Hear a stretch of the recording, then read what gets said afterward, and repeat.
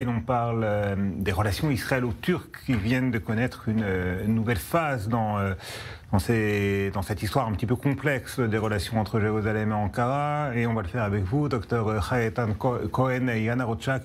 Merci beaucoup d'être avec nous. Vous êtes spécialiste de la Turquie, des relations entre Israël et la Turquie et chercheur au Jerusalem Institute for Security Studies. La mésaventure de ce footballeur israélien, Sagi Yecheskel, qui a tout simplement exprimé sa solidarité envers les otages, ça lui a valu de comparaître devant un juge en Turquie et d'être expulsé du territoire turc. Alors je rappelle qu'il jouait dans une équipe de football en Turquie.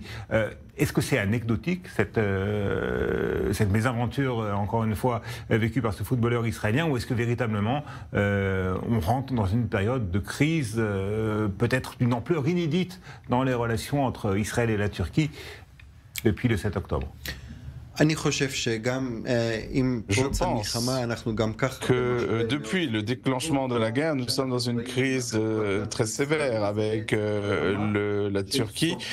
On voit avec ce footballeur israélien le niveau de tolérance et de patience de la société turque. Comme nous l'avons vu, ce footballeur israélien n'a rien dit de mal. Il a juste dit que les otages israéliens qui étaient détenus par l'organisation terroriste et le Hamas se trouve déjà depuis 100 jours prisonnier, et il n'a fait que parler des otages. Il n'a pas évoqué la bande de Gaza, il n'a pas eu de propos agressifs. Malgré cela, les médias turcs l'ont présenté comme s'il avait dit, comme s'il avait célébré les 100 jours depuis le déclenchement de la guerre, comme s'il fêtait le sang versé depuis 100 jours dans la bande de Gaza. Donc en fait, ce comportement a été sorti de son contexte. On l'a présenté comme quelqu'un qui était assoiffé de sang.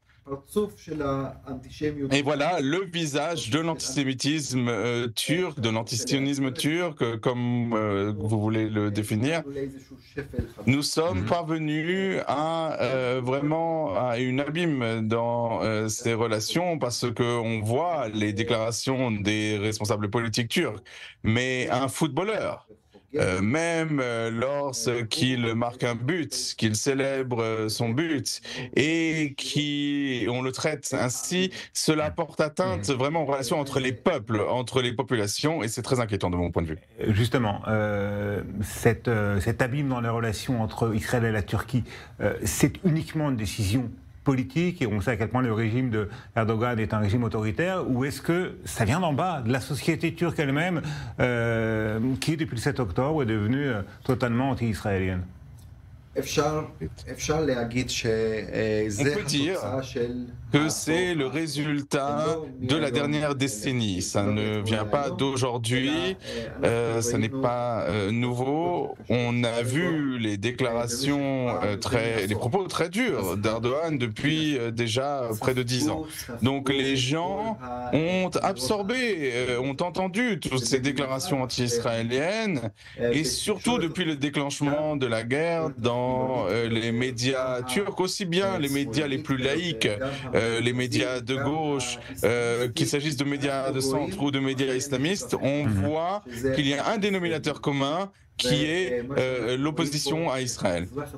Et on voit quand un citoyen turc est chez lui et qu'il allume son poste de télévision, il n'entend pas un mot positif à propos de l'État d'Israël. Donc dès qu'un footballeur israélien fait ce qu'il a fait, eh bien les Turcs veulent qu'il soit puni, qu'il soit sanctionné. Et donc pour contenter cette colère populaire, eh bien les responsables politiques font pression et prennent ces mesures comme celles qui ont été prises aujourd'hui. Dr. Hayetan Cohen et Yana Rochak, merci beaucoup.